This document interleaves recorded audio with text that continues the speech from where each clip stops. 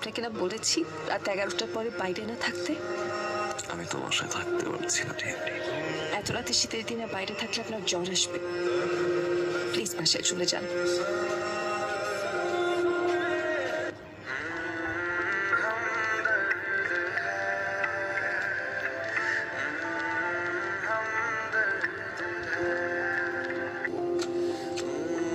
আপনার কি মনে হয় আপনি যা খুশি তাই করে বেড়াবেন?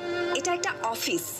এখানে একে তো আপনি যেখানে সেখানে মদ খাবেন, আপনার কারণে বাকি মানুষজন সাফার করবে, এটাও আমাকে দেখতে হবে। আমি বাধ্য হলাম আপনাকে এই শো কজ লেটারটা দিতে। Please take it.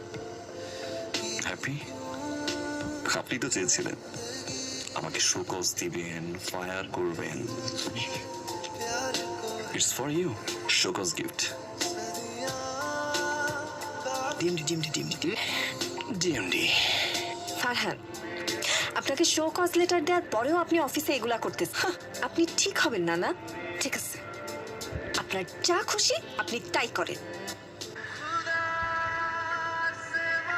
Alright dear listeners, welcome back to the arch Farhan. ঠিক এই মুহূর্তে আমার সাথে আছেন ওয়াসি ভাই। এখন আমি এমন একটা মানুষকে নিয়ে লিরিক লিখবো যে মানুষটা হাসে না, সারাক্ষণ মুড অফ করে রাখে, সবসময় রাগি একটা ফেস দিয়ে। সেই মানুষটা যদি হাসতো তাহলে কেমন লাগতো? আজ আমি দেখি ওয়াসিফের গান শুনে সেই মানুষটা হাসে কি না।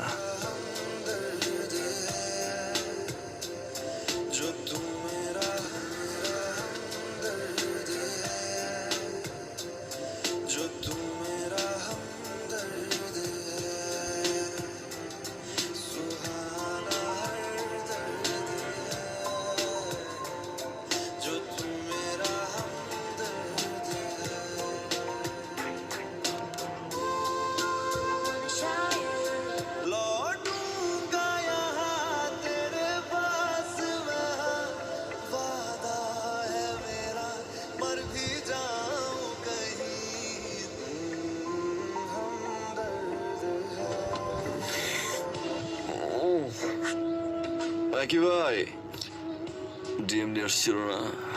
আসছিল, সকালে চলে গেছে। বলছিল দুপুরে আবার আসবে। ভাইয়া আমি দেখি আসছে নাকি। আচ্ছা, আপনি আমাকে নিয়ে গান লিখলেন কেন? আপনি তো অফিসে হাসেন না, মুড অফ করে থাকেন। ভালো, এই মানুষটা হাসলে কেমন লাগে? সেখানে ভালোবাসার কথা কেন মেনশন করলেন? কি আশ্চর্য, আপনি ওকে ভালোবাসতে পারেন না? আচ্ছা, এইবার কিন্তু বেশি বেশি হয়ে যাচ্ছে। আপনার বাসায় আসছি, ইট ডাজন্ট মিন যে আপনি আমার সাথে এরকম উচ্চ মাত্রায় ফ্লার্ট করবেন। থাকেন। আর আপনি চলে যাচ্ছেন? হ্যাঁ, গুড বাই। আর ওষুধগুলো সময় মতো খেয়ে নেবেন। ফারহান,